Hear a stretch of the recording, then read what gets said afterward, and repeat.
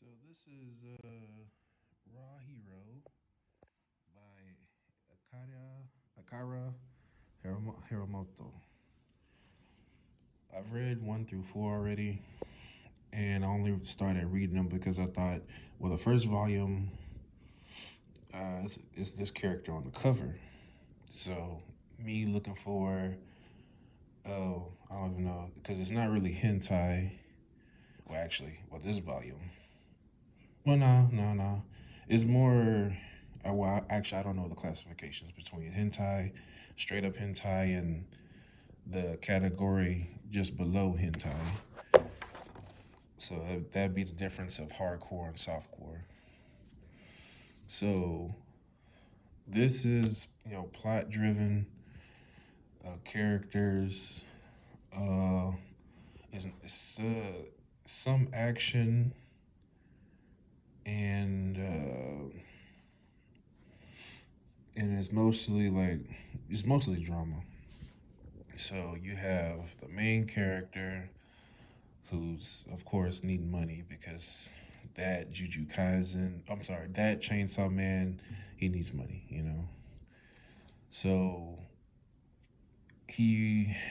through happenstance and all, just about every anime and manga that I've read, through happenstance, he bumps into about somebody, and thus his story begins.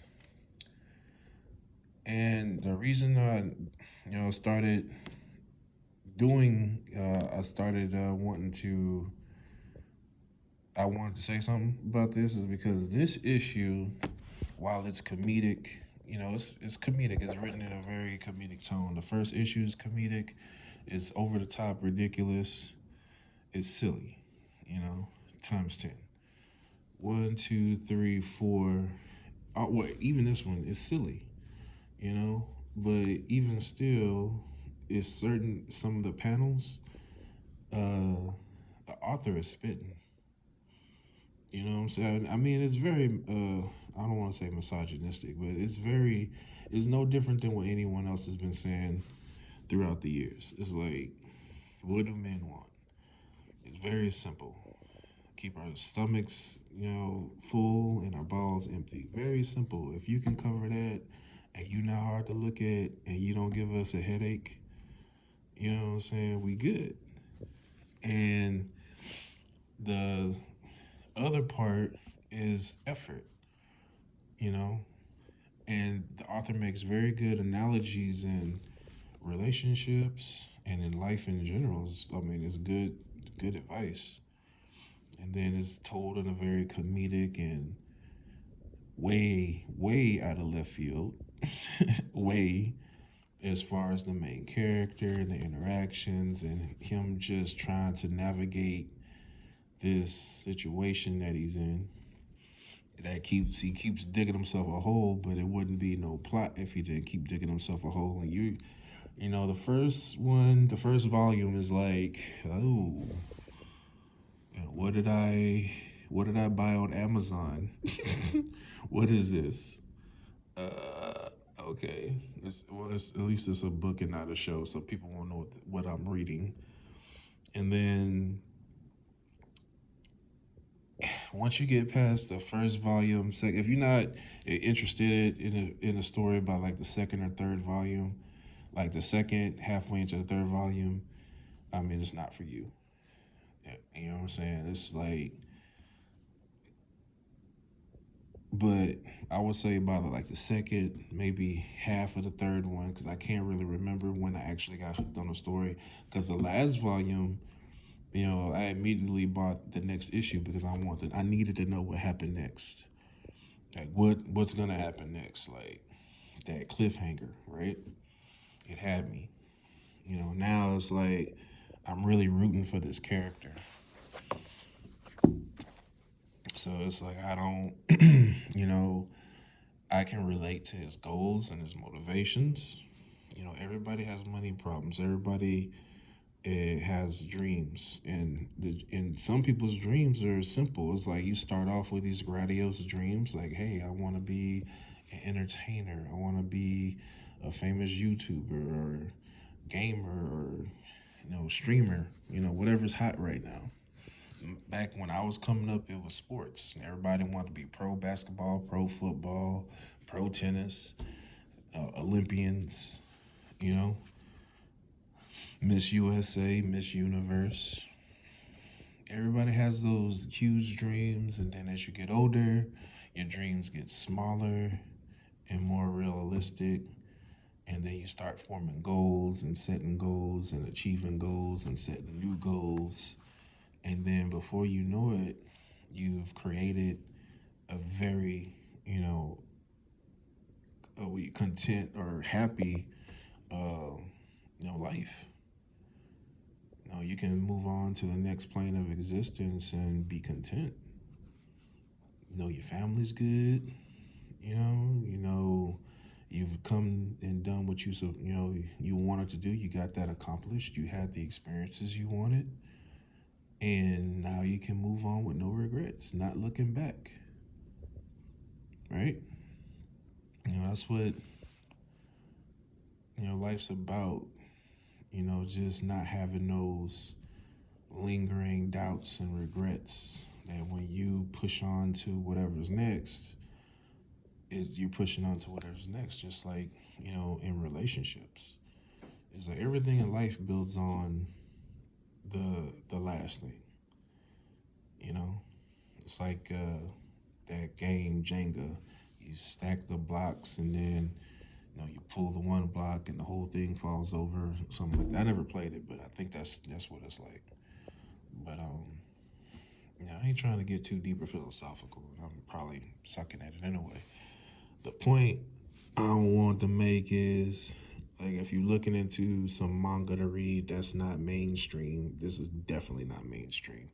Like I said, the only reason I even found this is because the only manga I really read now is stuff like this. Well, not like this, but stuff I guess in this category that's not quite hentai, but it is hentai.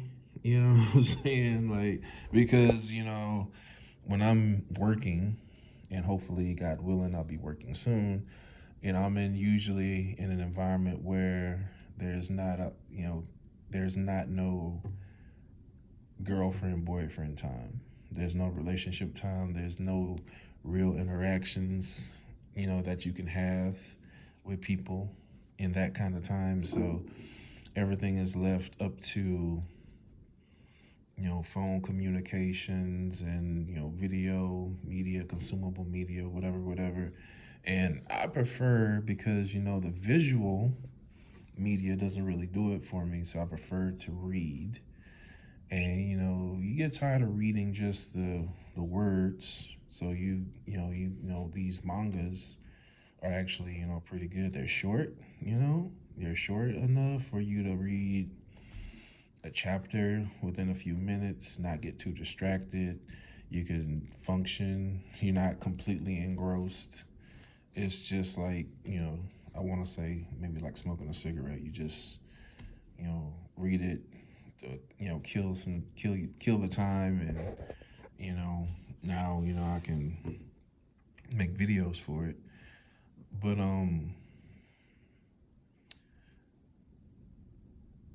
yeah, it's probably a bad analogy. But it's just something I do. Is I don't. It's like a hobby, I guess. I don't know. It's just what I do to pass the time. Because my job is a lot of just sitting around, you know. So it's like you can't go to sleep. I don't have any coursework to do as in university. So the best thing I can do is read because it's not distracting me like a TV show would, and it's quiet, so it's not disturbing anyone else around me. And it's titillating. It's well, this is not exact. It's not safe for work, even though unless you're like over my shoulder looking at what I'm reading, you know what I'm saying? Nobody's gonna know. But at the same time, it's been a couple of times where I've been reading and somebody will catch that panel because sometimes it's a two-page spread and it's just really in front of your face, and it's like, what the hell are you reading? And it's like, oh shit, I'm sorry, you know. But it's I mean, it's just it's entertaining. It's entertaining. If this was like a video that I could edit, or when I get to editing videos, I would splice in that Training Day scene when he's talking to Ethan Hawke, and Ethan Hawke keeps interrupting him while he's reading the funny papers. It's like, why are you reading that? Because it entertains me. It's just entertainment. It doesn't push me completely over the edge where I need to excuse myself.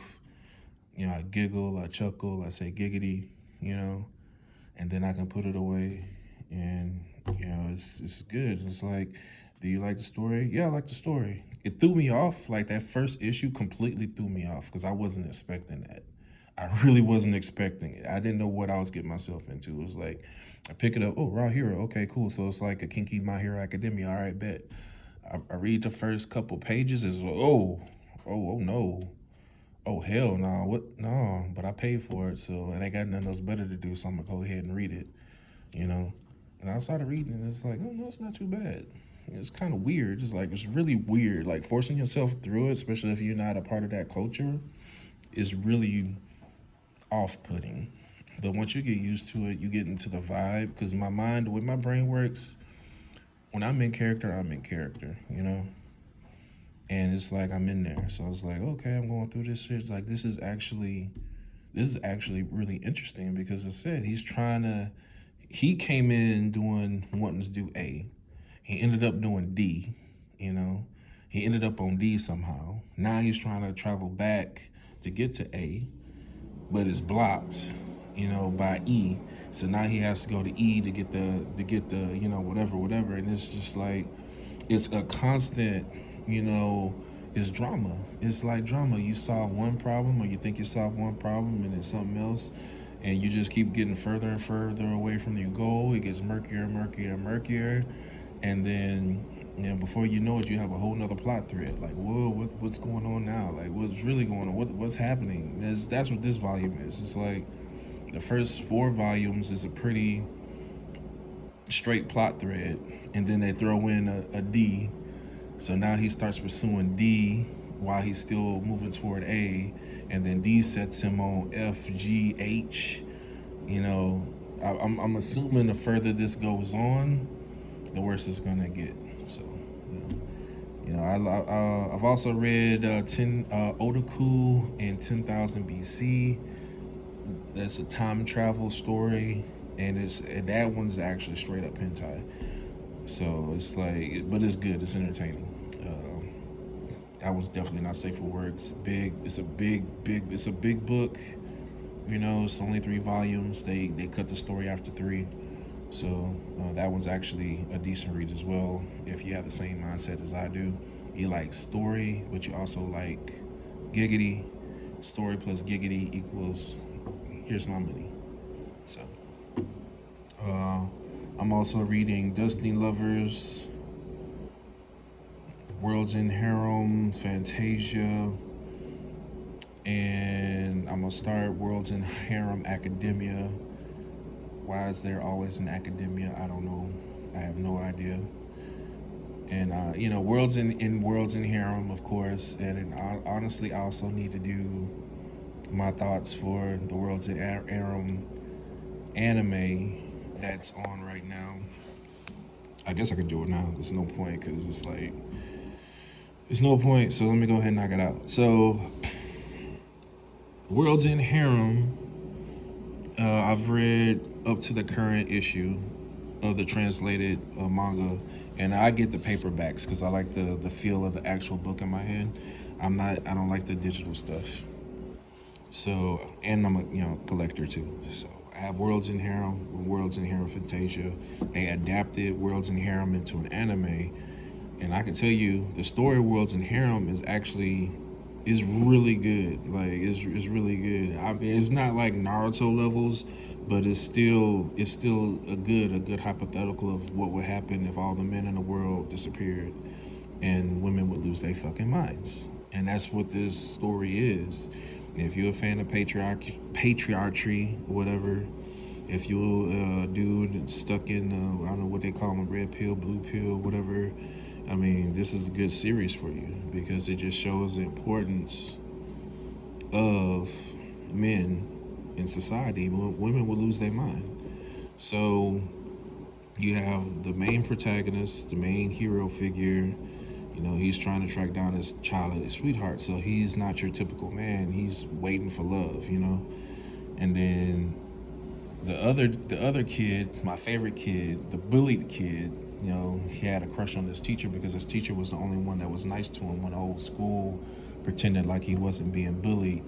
And then when he, you know, had the chance to get back at his bully, or at least a female one, you know, it was rough, boy. I can't wait to see how they choose to animate that, because that episode would be straight up hentai if they did it. Really, the whole series should be straight up hentai.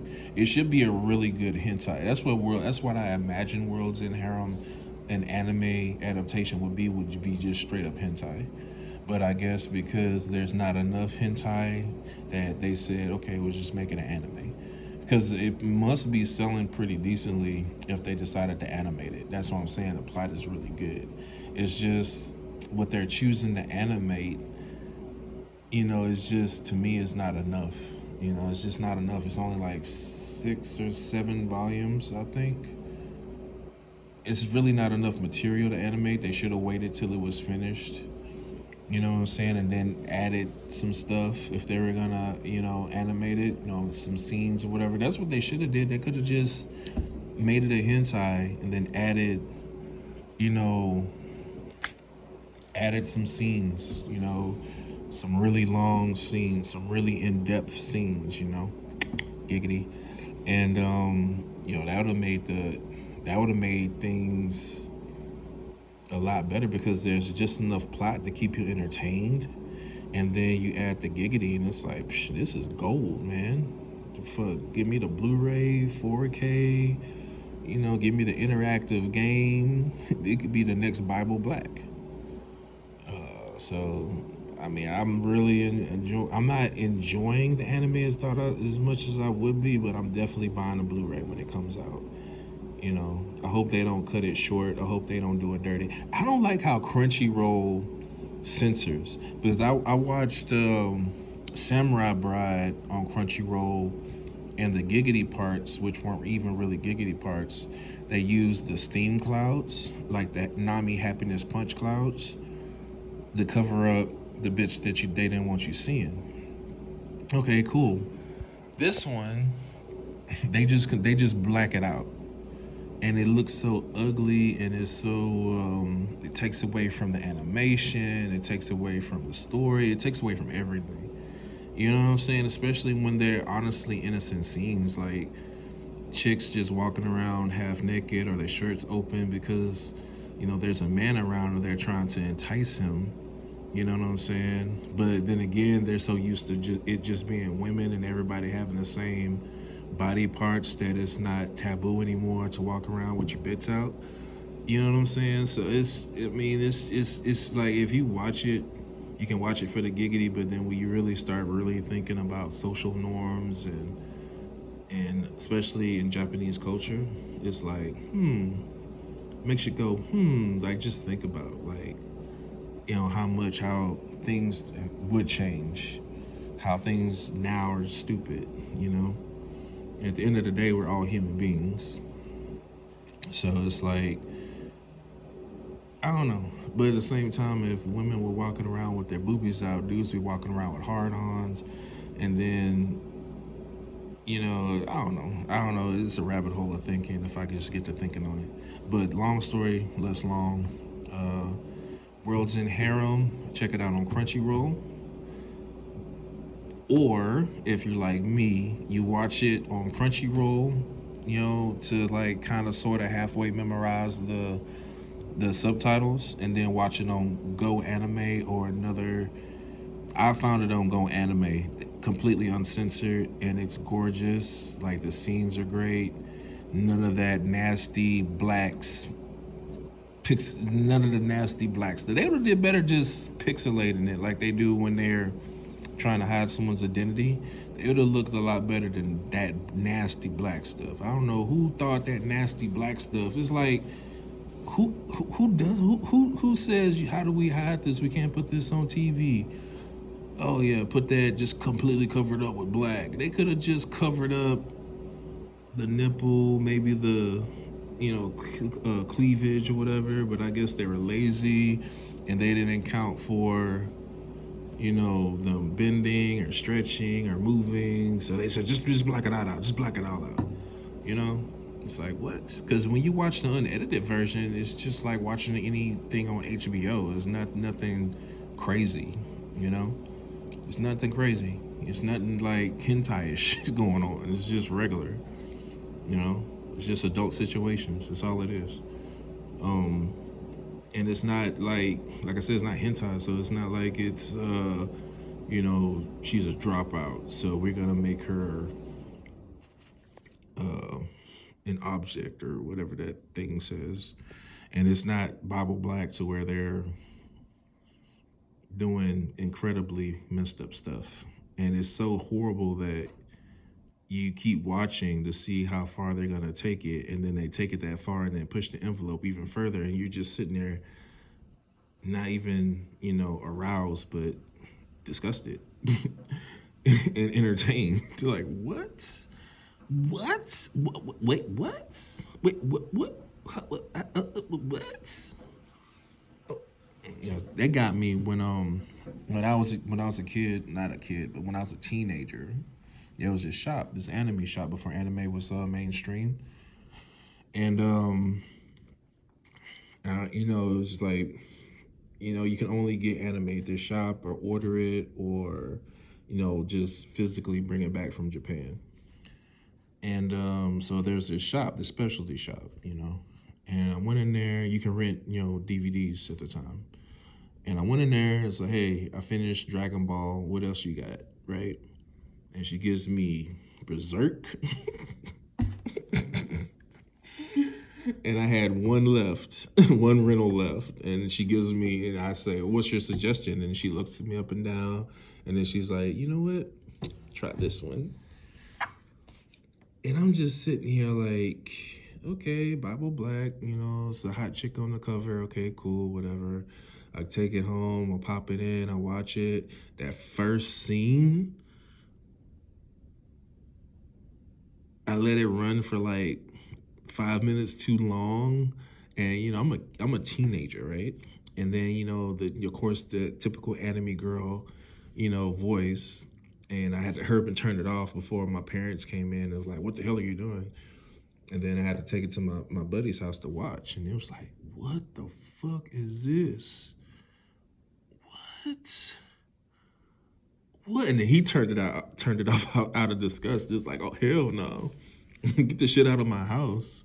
And I'm curious, so I just keep watching. I just put I found some place I could watch it, and I just watched it. Like, what the hell is going on? What? Oh, what? Like, what?